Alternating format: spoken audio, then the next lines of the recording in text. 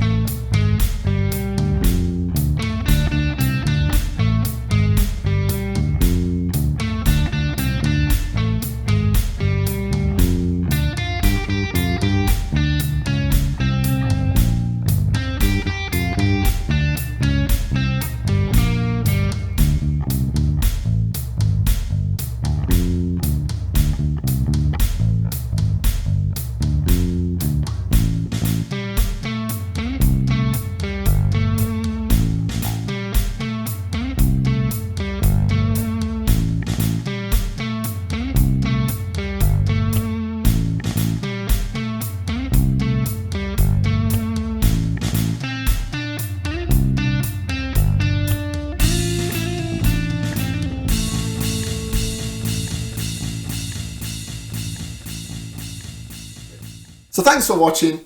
Please leave me some nice comments. Please check out all my social media, my website down there in the description. And we'll see you next time, boys and girls. Thanks very much.